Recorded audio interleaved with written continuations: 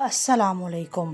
آج کی میری یہ ویڈیو کسی کی زندگی پر بیتی ایک سچی اور خوشگوار کہانی ہے۔ ویڈیو شروع ہونے سے پہلے میرے یوٹیوب چینل اردو کتاب کو سبسکرائب کر کے بیل نوٹیفیکیشن کو آن کر دیں تاکہ آپ کو ملتی رہیں تمام چینل اپڈیٹس۔ الحمدللہ ہم مسلمان ہیں اور اللہ تعالیٰ کی قدرت پہ مستحکم یقین رکھتے ہیں، لیکن معجزات کی بات کی جائے تو ہم اکثر بے یقینی کا شکار ہو جاتے ہیں کہ آج کل کے دور میں معجزات کب ہوتے ہیں۔ یقین تبھی آتا ہے جب معجزے اپنی آنکھوں سے ہوتے دیکھے جائیں۔ جب ہماری دعائیں معجزاتی طور پہ قبولیت کا شرف پا جائیں تو بندہ اپنے رب کے حضور سر مسجود ہونے میں دیر نہیں لگاتا۔ میری زندگی میں جو معجزہ ہوا اس کے لیے میں آج تک اپنے رب کے حضور نفل ادا کرتی ہوں۔ جب کبھی ماضی کی طرف دیکھتی ہوں اشک بار ہو جاتی ہوں۔ یہ آنسو دکھ کے نہیں خوشی کے ہوتے ہیں۔ آج سے تقریباً 7 سال پہلی پرانی بات ہے۔ یونیورسٹی میں میرا پہلا دن تھا۔ میری سہیلی سمرا بنا اطلاع دیے غیر حاضر تھی۔ یونیورسٹی آ کر مجھے پتہ چلا کہ انجینئرنگ کے شعبے میں میرا اور سمرا کے علاوہ کوئی تیسری لڑکی نہیں ہے، باقی سب لڑکے ہیں۔ اس روز یہ مضامین رکھنے پر خود کو سارا دن باہر گراؤنڈ میں بیٹھتی میں کوستی رہی۔ کلاس میں جانے کی ہمت نہیں کر پا رہی تھی، کوئی بھی لیکچر نہ لیا۔ یونیورسٹی ٹائم ختم ہوا تو اپنی جگہ سے اٹھ کر بیرونی گیٹ کی طرف بڑھ گئی۔ ابھی گیٹ سے قدرے فاصلے پر تھی کہ کچھ شناسا چہرے دکھائی دیے۔ اوہ، یہ تو رضوان ہے، میں فوراً پہچان گئی۔ جہاں حیرت ہوئی وہاں خوشی نے بھی مجھے گھیر لیا۔ رضوان کالج میں میرا کلاس فیلو رہ چکا تھا۔ اس کے ساتھ بلال اور اشمیر بھی تھے۔ یہ تینوں کالج میں دوستی کے ٹرائی اینگل کے نام سے مشہور تھے۔ میں قدرے فاصلے پر کھڑی ابھی انہیں حیرت سے دیکھ ہی رہی تھی کہ رضوان نے مجھ پر نظر پڑ گئی۔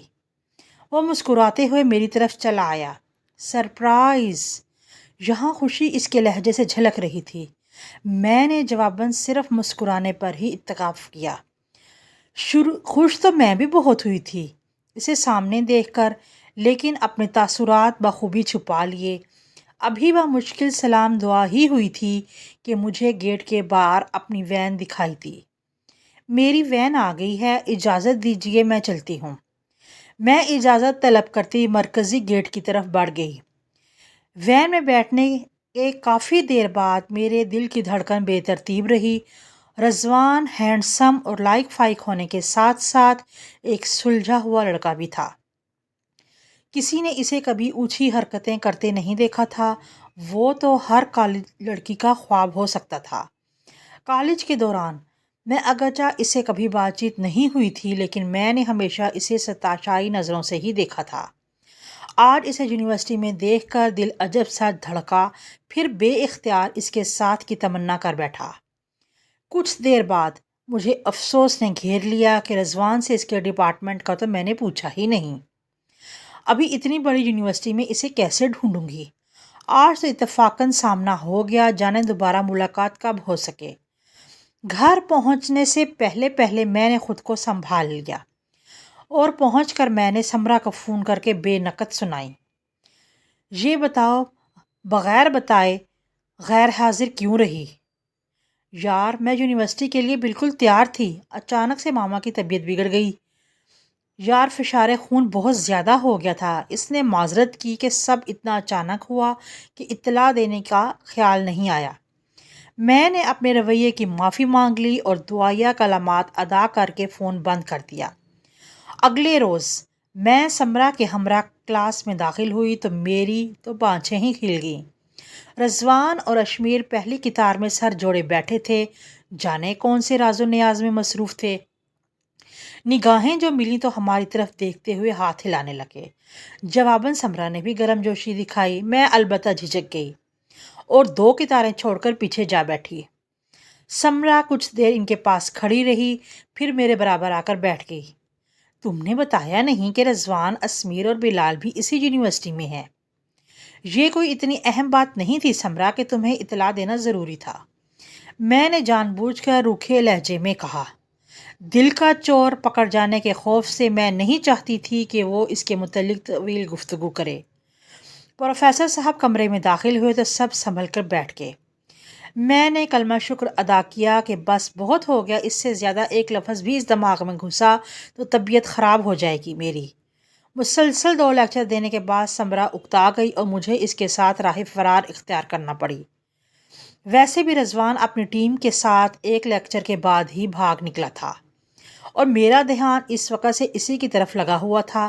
मैंने दूसरा लेक्चर गायब दिमागी से ही लिया था। यूनिवर्सिटी का माहौल का असर था या पुरानी जान पहचान। चंद दिनों में ही हमारी इनके साथ अच्छी दोस्ती हो गई। मेरी झिझक भी ख़त्म हो चुकी थी। अब हम बेतकल्फ़ी से छोटे मोटे मजाक भी कर लेते थे। एक दिन रज़वान गैस हाजिर था। बिलाल से पता चला कि रात इसकी वालदा की तबीयत अचानक बिगड़ गई थी। वो दमे की मरीज़ा हैं और बदलता मौसम इन्हें तंग करता है।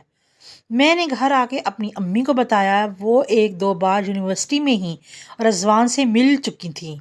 इनके ख्यालात रज़वान के बारे में बहुत अच्छे थे। उन्होंने कहा कि हमें इसकी अम्मी की इयादत के लिए इनके घर चलना चाहिए। आप चली जाइए अम्मी, मैं घर पर ही रहूँगी। कल बहुत ज़रूरी टेस्ट है। मैंने झिझक कर बहाना बना दिया। ठीक है, जैसे तुम्हारी मर्ज़ी। अम्मी कंधे उचकाकर अपने काम में मसरूफ़ हो गई। बाबा जानी को शाम का प्रोग्राम फ़ोन पर दे दिया गया। इनके आते ही दोनों रज़वान के घर चल दिए। बाबा जानी ने फ़ोन पर रज़वान से घर का पता मालूम कर लिया था। मैं बेसब्री से इनकी वापसी का इंतज़ार करने लगी। वापसी पर अम्मी रज़वान और उसकी फ़ैमिली की तारीफ़ में रतब लसां थीं। अम्मी और बाबा जानी के मुंह से रज़वान की तारीफ़ सुनना मुझे बहुत अच्छा लग रहा था। इसके लिए दिल में खिली इश्क की कली खुल कर मुकम्मल गुलाब बन गई थी। इस दिन मैंने आईने के सामने खड़े होकर खुलकर इसकी मोहब्बत का इकरार किया। वालदैन की पसंदगी ने मुझे एतमाद बख्श दिया था। अब मैं दबे लफ्ज़ों में रज़वान को अक्सर ये बावर कराने लगी कि मेरे वालदैन इसे बहुत पसंद करते हैं और इसकी फ़ैमिली से भी काफ़ी मरूब हैं। रज़वान मुस्कुरा देता। कभी कभार अस्कर मजाक फर्जी कॉलर झाड़ने लगता। इसका ये अंदाज भी बहुत प्यारा था। वक्त पर लगाकर उड़ रहा था। वहीं पढ़ते पढ़ाते और अटकेलियाँ करते वक्त गुजर रहा था। एक दिन हम लेक्चर लेकर बाहर निकले तो बिलाल ने रज़वान की राह रोकते हुए ट्रीट का मुतालबा शुरू कर दिया। किस बात की ट्रीट भला? मैंने रज़वान का दिफा करना चाहा। रज़वान मियाँ माशाल्लाह से मंगनी शुदा हो गए हैं। उसने गोया धमाका किया। यार, तो भी किसी ट्रीट का मुतालबा कर रहा है। मुझे तो तेरी अकल पर अफसोस आ रहा है। एक शेख से ट्रीट का मुतालबा। अशमीर ने रज़वान को चढ़ाने की खातिर बिलाल पे जुमला कसा। रज़वान बिला कुछ कहे बस मुस्कुराता जा रहा था। क्या ये सच है रज़वान? मैंने मरे मरे लहजे में पूछा। इस मैडम को हम पर यकीन नहीं आ रहा। बिलाल ने मसनूई खपत की दिखाई। कौन है वो? समरा ने पहली बार गुफ्तगू में हिस्सा लिया। मसूफ़ा जनाब की फुफ्फी ज़ात है, जवाबन शमीर ने दिया। वैसे जिसे कोई मुंह नहीं लगाता, इसके हिस्से में फुफ्फी ज़ात ही आती है। बिलाल ने भी फपती कसी। सब ने कहका लगाया। रज़वान भी बराबर हंसने लगा। मेरे चेहरे का तो रंग ही फ़क हुआ हो गया। जिस्म बेजान होने लगा। दिल तो जैसे धड़कना ही भूल गया हो। रज़वान यूँ अचानक मुझसे दूर हो जाएगा मैंने कभी सोचा भी ना था। ये ख्याल ही सहान रू था और ये हादसा बीत चुका था। वो किसी और के नाम हो चुका था। चल यार, जूस ही पिला दे। अब इतना कंजूस भी ना बन। हातम ताए की कब्र पे लात मार के दिखा। बिलाल मखसूस चलबले अंदाज में कहता हुआ रज़वान को बाजू से थामे कैंटीन की तरफ चल दिया। हम दोनों लड़कियां भी इनके पीछे हो लीं। तुम्हें क्या हुआ? तबीयत तो ठीक है तुम्हारी? समरा ने मेरी सुस्त चाल देखते हुए पूछा। पता नहीं, समझ में नहीं आ रहा क्या हो रहा है। लगता है मेरा बीपी लो हो रहा है। मैंने गहरे गहरे सांस लेकर खुद को नॉर्मल करने की कोशिश की। चलो कुछ खा पी लोगी तो तबीयत बेहतर हो जाएगी। समरा मेरा हाथ थामे तेज़ी तेज़ी चलने लगी। रज़वान ने जूस और कुछ दूसरे स्नैक्स ऑर्डर किए। यार, बड़ी ट्रीट कब दे रहे हो? अशमीर ने एक ही सांस में फ्रेश जूस का गिलास खाली करने के बाद पूछा। वो शादी के बाद दूंगा, फ़िलहाल इसी पे गुजारा करो। रज़वान तंग होकर बोला। मैंने इसकी सूरत देखी जा रही थी। वो कितना असुदा हाल दिखाई दे रहा था। بے وفا دل نے اسے الزام دینا چاہا، مگر عقل نے اگلی لمحے ہی اس سرزش کر ڈالی کہ وہ بے وفا نہیں ہے۔ اس نے تو کبھی اشعریاً کنانین بھی محبت کا اظہار نہیں کیا، کبھی کوئی ایسا عہد و پیمان نہیں باندھا تھا۔ تم سے قصور تمہارا ہی ہے، تمہاری یک طرفہ محبت کا ہے، اب بھگتو۔ میں نے فوراً اپنی غلطی تسلیم کر لی، واقعی غلطی میری ہی تھی۔ رضوان کے کردار میں کوئی جھول نہ تھا، لیکن اب اس کا دل کا کیا کروں؟ میں بے آنسوؤں کے روئی جا رہی تھی۔ شادی کا کب تک ارادہ ہے رضوان تمہارا؟ سمرا نے آنکھیں گھماتے ہوئے پوچھا۔ اسی سال کے آخر تک انشاءاللہ، رضوان نے اشار لہجے میں جواب دیا۔ لفظ انشاءاللہ میرے دل پر کسی تیر کی مانند لگا۔ میں خود پر جبر کیے آنسو باندھے بیٹھی تھی۔ جوس بمشکل میرے حلق سے اتر رہا تھا۔ اگلے لیکچر کا وقت ہو گیا تو ہم ایک بار پھر کلاس لینے چل دیے۔ سر ظہور لیکچر دیتے جا رہے تھے اور میں اپنے دل سے لڑنے، اسے سمجھانے میں مصروف تھی۔ کلاس ختم ہوتے ہی میں نے خاموشی سے گھر کی راہ لی۔ گھر آ کے خود کو کمرے میں بند کر لیا۔ جتنا رو سکتی تھی روئی۔ دل کا بوجھ تھا کہ ہلکا ہونے کو نہیں آ رہا تھا۔ رب سے بھی کتنے ہی گلے شکوے کاٹ ڈالے، جس پہ بعد میں شرمسار بھی ہوتی رہی۔ میرا یقین مستحکم ہے کہ رب کے فیصلے مصلحت سے پر ہوتے ہیں۔ ہم بہتر کے طلبگار ہوں، مگر وہ ہمیں بہترین سے نوازتا ہے۔ لیکن یہ دل تھا کہ مان ہی نہیں رہا تھا۔ کسی ضدی بچے کی صورت رضوان کو مانگے جا رہا تھا۔ شام کو امی نے میری صورت دیکھی تو پریشان ہو کر وجہ پوچھنے لگی۔ امی، آج ایک پروفیسر نے مجھے بلا وجہ ہی ڈانٹ دیا۔ مجھے بر وقت یہی بہانہ سوجا۔ میں چونکہ اگلوتی بیٹی تھی، اس لیے مجھے ڈانٹ ڈپٹ سننے کی عادت نہیں تھی۔ امی نے میرے بہانے کو سچ سمجھ لیا۔ پہلے تو انہیں غصہ آیا کہ ان کی بیٹی کو کیوں ڈانٹا گیا، پھر خود ہی کہنے لگیں، استاد تو استاد ہوتا ہے نا بیٹا، اگر ڈانٹ دیا تو کیا ہو گیا، اپنی حالت خراب کرنا کیسی عقل مندی۔ میں نے سعادت مندی سے سر ہلا دیا، آنسو صاف کیے اور مسکراتے ہوئے ان کے گلے لگ گئی۔ اور وہ کتنی ہی دیر تک میری پشت سلاتی رہیں اور پیار کرتی رہیں۔ میری امی میری بہترین دوست تھی۔ میں ان کے ساتھ اپنی ہر بات شیئر کرتی تھی، لیکن رضوان کا ذکر کرتے وقت میں ہچکچا جاتی تھی۔ اچھا ہوا نا کہ انہیں کچھ نہیں بتایا تھا، ورنہ آج انہیں بھی کتنا دکھ ہوتا۔ میں تو سوچ کر ہی رہ گئی۔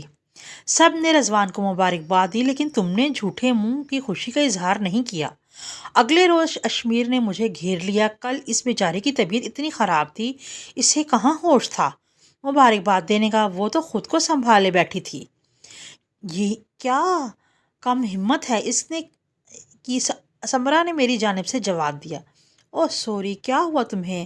تینوں لڑکوں نے یک زبان معذرت کے بعد سوال اٹھایا۔ بی پی لو تھا، میں نے ہولے سے جواب دیا۔ وہ تو آج بھی لگ رہا ہے تمہارا، رضوان نے بغور میرا چہرہ دیکھتے ہوئے کہا۔ چلو آؤ، میں تمہیں زبردست ڈرنک پلاتا ہوں، میں بھی ایک دم تمہارا زبردست ہو جائے گا۔ وہ میرا ہاتھ تھامے کینٹین کی طرف چلنے لگا۔ ہمیں بھی پیچھے تینوں نفوس نعرہ لگاتے ہوئے بھاگے۔ میری نگاہیں اپنے ہاتھ پہ مرکوز تھیں اور رضوان نے تھامے رکھا تھا۔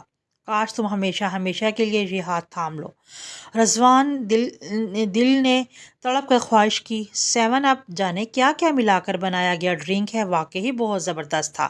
طبیعت ایک دم حشاش بشاش ہو گئی، مگر یہاں تو حالت دل خراب تھی۔ میں زبردستی مسکرانے لگی، اسی پر اپنا حال دن عیاں نہیں ہونے دینا چاہتی تھی۔ شکریہ، میں نے مسکرا کر رضوان کا شکریہ ادا کیا۔ اس نے اپنے دلکش مخصوص انداز میں سینے پہ ہاتھ رکھ کے گردن کو تھوڑا جھکا کر میرا شکریہ قبول کیا۔ اس شخص کی تو ہر ادا ہی جان لیوا تھی۔ عشق نامراد ہی ایسی بیماری ہے کہ محبوب بھی دیوتا ہی کے روپ میں دکھائی دینے لگتا ہے۔ تینوں لڑکے کچھ دیر بیٹھنے کے بعد اٹھ کر چلے گئے۔ انہیں آج جلدی گھر جانا تھا۔ ہم دونوں لڑکیوں نے آخری لیکچر لینے کا فیصلہ کیا تھا۔ لیکچر میں ابھی وقت تھا، سو ہم وہیں بیٹھی رہیں۔ اب کیا کرو گی؟ سمرا نے میری آنکھوں میں جھانکتے ہوئے پوچھا۔ کیا مطلب؟ میں نے نافہم انداز میں پوچھا۔ رضوان کے بارے میں پوچھ رہی ہوں۔ اس کی وضاحت پہ میرا دل تیزی سے دھڑکا۔ اسے کیسے پتہ چل گیا؟ تم کیا کہہ رہی ہو؟ مجھے کچھ سمجھ نہیں آ رہا سمرا۔ میں نے نگاہیں چرا لیں۔ رضوان نے کبھی تم سے کچھ کہا یا یہ محبت یک طرفہ تھی؟ اس نے میرا چہرہ سیدھا کرتے ہوئے پوچھا تو میری آنکھوں کے گوشے بھیگ گئے۔ سارا قصور میرا ہے سمرا، میں نے آنکھ کا گوشہ صاف کیے۔ ہاں واقعی قصور تمہارا ہی ہے، جب دل میں کچھ تھا تو کہہ دینا چاہیے تھا نا۔ خاموش محبتوں کا دور بیت چکا ہے میڈم جی۔ اس کا لہجہ یکدم درست ہوا۔ میں نے موضوع بدلنا چاہا۔ ہاں، اب مجبوری ہے، اس کے علاوہ کوئی چارہ بھی نہیں۔ میں نے خود کو زیادہ سے زیادہ پڑھائی میں مصروف کر لیا۔ پہلے کی طرح گپ شپ نہیں ہوا کرتی تھی۔ میری کوشش ہوتی تھی کہ رضوان سے کم ہی ملاقات ہو۔ میں اسے بھول جانا چاہتی تھی، یہ بھی جانتی تھی کہ یہ ناممکن ہے، مگر کوشش تو کی جا سکتی تھی نا۔ گھر میں میرا زیادہ تر وقت اپنے کمرے میں گزرنے لگا۔ میں جہاں رب سے صبر مانگتی، وہیں کوئی معجزہ کر دینے کی درخواست بھی کرتی۔ کبھی کبھار تو اتنی مایوس ہو جاتی کہ نوبت گلے شکوے تک جا پہنچتی، جس پر بعد میں نادم ہوتی رہتی اور توبہ بھی کرتی۔ وقت جیسے جیسے گزر رہا تھا، میری حالت بجائے سنبھلنے کے بگڑتی جا رہی تھی۔ دل کو کسی پل چین نہ تھا۔ رضوان نے کہا تھا کہ سال کے آخر میں شادی ہے، اور وقت پر لگا کر اڑنے لگا۔ ایک روز صبح تیار ہو کر یونیورسٹی کے لیے نکلنے لگی کہ سمرا کا فون آ گیا۔ لڑکی، یونیورسٹی میں آ کر جو بات کرنی ہوئی کر لینا، پہلے ہی دیر ہو رہی ہے، میں نے کال کو ریسیو کرتے عجلت میں ہی کہا۔ رکو، میری بات دھیان سے سنو، رضوان کے بابا کی اچانک ڈیتھ ہو گئی ہے۔ بے خبر تھی۔ دھماکہ! میں کتنی ہی دیر فون کان سے لگائے سکتے سی کیفیت میں کھڑی رہی۔ سمرا جانے کیا کہہ کر رابطہ منقطع کر چکی تھی۔ جب ہوش آیا تو امی کو پکارتے ان کے کمرے کی طرف بھاگی۔ خبر سن کر وہ بھی حیران پریشان کھڑی رہیں۔ ارے وہ تو اچھے بھلے تھے۔ امی کو تو یقین ہی نہیں آ رہا تھا۔ یقین تو مجھے بھی نہیں آ رہا تھا۔ سمرا کی زبانی نہ پتہ چلتا تو میں یقین نہ کرتی۔ بابا جانی نے فوراً رضوان کو کال کی خبر کی تصدیق ہو جانے کے بعد ہم ان کے گھر جا پہنچے۔ شوہر کی اچانک وفات نے آنٹی کو توڑ کر رکھ دیا تھا۔ میں جا کر بھی صبر کی تلقین نہ کر سکی۔ الفاظ دم توڑ چکے تھے، صرف آنسو تھے جو بہے چلے جا رہے تھے۔ اس ہجوم میں رضوان سے بات کرنا مناسب نہ تھا۔ جنازے کے بعد ہم واپس آ گئے۔ اس کے بعد امی گاہے بگاہے ان کے ہاں چکر لگا لیتی تھی۔ امی کی آنٹی کے ساتھ اچھی دوستی ہو چکی تھی۔ میری ملاقات رضوان کے منگیتر سے بھی ہوئی۔ روبی ایک خوبصورت لڑکی تھی، دونوں کی جوڑی ایک دم پرفیکٹ تھی۔ اسے دیکھنے کے بعد میرا دل مزید مغموم ہو گیا۔ میں قبول صورت لڑکی خود کو بہت کم تر سمجھنے لگی۔ میں اکثر سوچتی، جس کی روبی جیسی حسین منگیتر ہو، وہ بھلا کسی اور کی طرف کیوں دیکھے گا؟ خدا جب حسن دیتا ہے تو نزاکت آ ہی جاتی ہے کہ مصادق وہ مجھے تھوڑی مغرور سی بھی معلوم ہوئی۔ یہ تو اس کا حق ہی تھا۔ رضوان اب اکثر ہی غیر حاضر رہنے لگا۔ اگر یونیورسٹی آ جاتا تو گمسم سا بیٹھا رہتا۔ شاید ابو کے سر پہ نہ رہنے سے دنیا کی ساری رنگیلیاں بے رنگ ہو گئی تھیں۔ شاید اسی لیے وہ بھی چپ سادھ سا ہو گیا، بجھا بجھا سا رہنے لگا۔ ہم سب چاہ کر بھی اسے تسلی نہ دے پاتے تھے۔ اس کا دکھ ہی ایسا تھا کہ ہم بانٹ ہی نہیں سکتے تھے۔ یار، تیری شادی ہونے جا رہی ہے، اب تو ہنس کھیلا کر، بھابھی یہ صورت رونی دیکھ کر تجھے سے بیزار نہ ہو جائیں۔ ایک دن بلال نے اسے سمجھانے کی کوشش کی۔ یہ سننا تھا کہ میرا جسم ایک دم سے ٹھنڈا ہو گیا۔ شادی؟ میں جانتی تھی کہ وہ منگنی شدہ ہے، ایک نہ ایک دن اس کی شادی بھی ہونی ہے، مگر یہ دل تھا کہ اس کی شادی کے ذکر پہ تڑپ اٹھا تھا۔ اب یہ سننا تو لگا دل بند ہی ہو جائے گا۔ کب ہے شادی؟ بہت بے وفا نکلے، ہمیں تو بتایا ہی نہیں۔ سمرا نے کمزور سے لہجے میں احتجاج کیا۔ بس امی کی عدت پوری ہوتے ہی دسمبر کے پہلے ہفتے میں۔ شادی کارڈ پریس میں جا چکے ہیں، سب کو انوائٹ کروں گا۔ رضوان زبردستی مسکرا دیا۔ میری زبان پر تالے پڑ چکے تھے۔ اس روز گھر آ کر میں بہت روئی۔ شام کو پتہ چلا کہ امی کا بڑے بھائی کے ساتھ عمرے کا پروگرام بن چکا ہے۔ میں خفا ہوئی کہ مجھے کسی نے نہیں بتایا۔ امی کا کہنا تھا کہ سب اچانک ہوا ہے، بات کرنے کا موقع ہی نہیں ملا۔ امی عمرے پہ چلی گئیں۔ اسی بہانے میں نے یونیورسٹی سے چھٹی لے لی اور میں رضوان کا بالکل بھی سامنا نہیں کرنا چاہتی تھی۔ 15 روز کے بعد امی کی واپسی ہوئی۔ سب سے پہلے انہوں نے رضوان کے گھر جانے کی خواہش کا اظہار کیا۔ وہ اپنی سہیلی کے لیے اداس تھی، انکار کرنے کے باوجود مجھے بھی ساتھ لے گئیں۔ دونوں سہیلیاں ایک دوسرے سے مل کر بہت خوش ہوئیں۔ آنٹی کا چہرہ مجھے مرجھایا مرجھایا سا لگا۔ رضوان گھر پر نہ تھا، اس کی بڑی بہن آئی ہوئی تھی۔ میں نے وہاں سب کے لیے بہت دعائیں کی ہیں، بچوں کی پڑھائی، نوکری، نیک نصیب کے لیے بھی دعائیں کرتی رہی ہوں۔ پتہ ہے میں نے اللہ پاک سے رضوان جیسا ساتھی مانگا ہے۔ میری ماں نے بھول پن میں ہر بات کہہ ڈالی۔ آنٹی اور مونا آپی نے ایک دوسرے کی طرف دیکھا، ایک گڑبڑا سی گئیں۔ ماشاء اللہ سے کب کر رہے ہیں رضوان کی شادی؟ روبی بہت پیاری بیٹی ہے، اللہ پاک دونوں بچوں کے نصیب اچھے کرے، آمین۔ امی کے پوچھنے پر آنٹی نے بس مسکرانے پر اتفاق کیا، چائے وغیرہ سرو کرنے میں مصروف ہو گئی۔ مجھے ان کا یہ انداز کھٹک گیا، مگر میں نے خاموشی ہی بہتری جانی۔ یونیورسٹی جانا شروع کر دیا۔ ایک دن ہم یونیورسٹی کے گراؤنڈ میں بیٹھے اپنے نوٹس شیئر کر رہے تھے، امتحان سر پر تھے۔ اچانک اشمیر اور بلال کے پیٹ میں بھوک کے مروڑ اٹھنے لگے۔ وہ دونوں کینٹین کی طرف چل دیے۔ سمرا اس روز چھٹی پر تھی، پیچھے میں اور رضوان تنہا رہ گئے۔ ویسے میں اتنے دنوں سے حیرت میں مبتلا ہوں کہ کیا دعائیں ایسے بھی قبول ہوتی ہیں؟ میں نے سر اٹھا کر نافہم انداز میں رضوان کی طرف دیکھا۔ آنٹی نے حرم میں کھڑے ہو کر دعا کی کہ انہیں رضوان صاحب داماد ملے۔ اللہ پاک نے رضوان ہی ان کی جھولی میں ڈال دینے کا فیصلہ کر لیا۔ وہ خوفناک لہجے میں بولا جا رہا تھا اور میں سنی جا رہی تھی اور اس کی صورت دیکھی جا رہی تھی۔ سب کچھ سنتے ہوئے بھی اس کی باتیں میری سمجھ میں نہیں آ رہی تھی۔ کیا مطلب ہے تمہارا؟ میں پوچھنا چاہتی تھی مگر زبان بالکل خاموش ہو گئی تھی۔ کیا تم بھی وہی چاہتی ہو جو آنٹی کی تمنا ہے؟ اس کے سوال پہ میں نے سب ٹاس سی گئی۔ ہائے گائز، تم لوگ بھی انجوائے کرو۔ بلال نے سنیکس کا ایک پیکٹ ہماری طرف اچھال دیا۔ ان کی آمد پر میں اپنے رب کے حضور سجدہ ریز ہو گئی۔ رضوان مجھے دیکھتا رہا، اس کی آنکھوں میں شرارت ناچتے دکھائی دیے۔ اس روز گھر پہنچی تو دھماکے دار خبر میری منتظر تھی۔ رضوان کی امی نے رضوان کے لیے میرا ہاتھ مانگا تھا۔ یہ کیسے ممکن ہے؟ روبی بیچاری کا کیا بنے گا؟ میں روبی کے حال سے خوش بھی نہ ہو پائی، حالانکہ اس لمحے کے لیے میں دن رات تڑپی تھی۔ نام مت لو ان لوگوں کا، بیچاری نہیں ہے وہ۔ توبہ توبہ، مجھے تو حیرت ہوتی ہے، ایسے لوگ بھی ہیں دنیا میں۔ کیا ہوا امی؟ مجھے بھی تو پتہ چلے۔ رضوان کے بابا کی ڈیتھ کے بعد ان کی بہن کو وہم ہو گیا کہ اب ان کی بیٹی کے ساتھ اس گھر میں اچھا سلوک نہیں کیا جائے گا۔ پہلے تو وہ لوگ تنگ کر کے اپنی مرضی کی بری یعنی دلہن کا سامان تیار کرواتے رہے، پھر اچانک مطالبہ کر دیا کہ حق مہر میں مکان ہماری بیٹی کے نام کر دیا جائے۔ انہیں اپنی بیٹی کی خوشیوں کی ضمانت چاہیے تھی۔ رضوان اور اس کی ماں نے سمجھانے کی بہت کوشش کی مگر وہ تو جیسے ہر حد پار کرنے پر تلے ہوئے تھے۔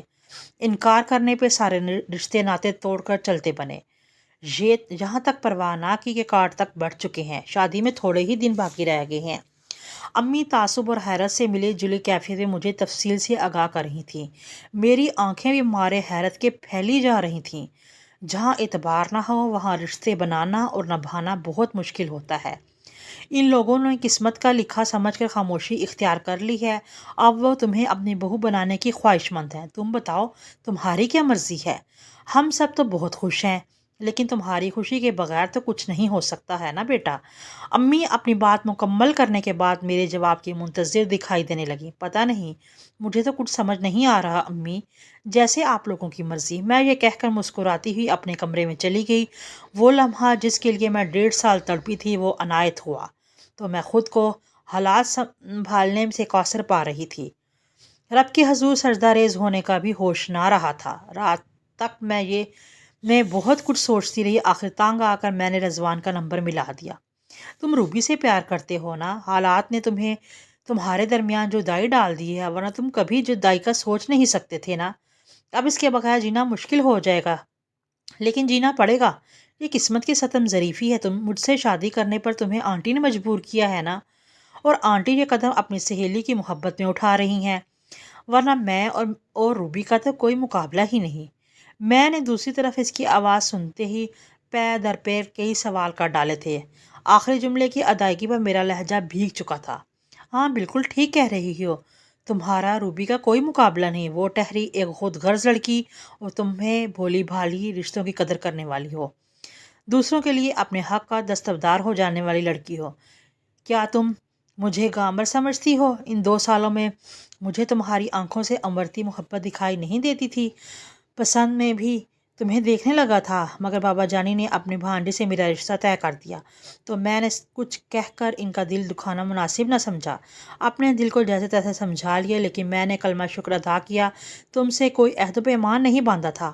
امی کے بھی نہ چاہتے ہوئے بابا کی خواہش کا احترام کیا، پھر ان کی اچانک ڈیتھ کے بعد بھی ہم نے ان کی خواہش کا خیال رکھا، مگر وہ لوگ بہت کم ظرف نکلے۔ تمہارے میرے دل میں کیا مقام ہے جاننا چاہو گی؟ وہ بول رہا تھا اور میں دم سارے سنی جا رہی تھی۔ اس کا آخری جملہ جو کچھ توقع کے بعد بولا گیا تھا سن کر میں ہڑبڑا سی گئی۔ نہیں، میں نے جھٹ رابطہ منقطع کر دیا۔ دوسری جانب وہ یقیناً مسکرا دیا ہوگا۔ اس کے بعد ہماری فلمی انداز میں جھٹ منگنی پٹ بیاہ ہو گیا، اسی تاریخ کو رخصتی ہوئی جو روبی کے ساتھ طے تھی۔ تعلیم ہم دونوں نے شادی کے بعد مکمل کی۔